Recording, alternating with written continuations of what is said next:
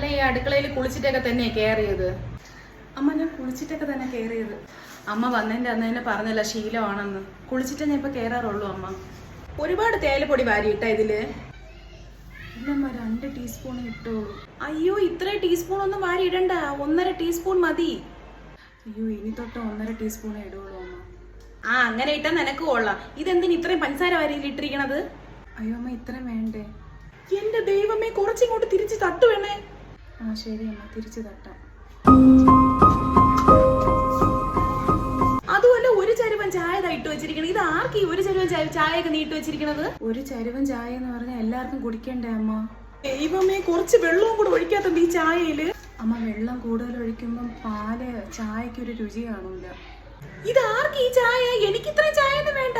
ഇത്രയും വേണ്ടേ അമ്മ? നീ ഒരു കാര്യം ചെയ്യ്, എനിക്ക് പകുതി ചായ മതി. അതിന്റെ ബാക്കി ചായ എടുത്ത് വൈകിട്ട് ചൂടാക്കി എല്ലാവർക്കും കൊടുക്കാം.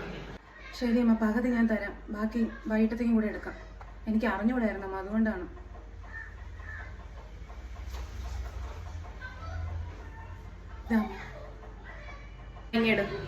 പിന്നെ എല്ലാം വൃത്തിയാക്കി ക്ലീൻ ചെയ്തിട്ട് വേണം വരാനായിട്ട്. എല്ലാം അതുപോലെ ആ തേയിലക്കൊത്തും എല്ലാം കൂടെ വാരി ഇവിടെ ഇട്ടിരിക്കല്ലേ. ഞാൻ വന്ന് നോക്ക്. ശരി പിന്നെ.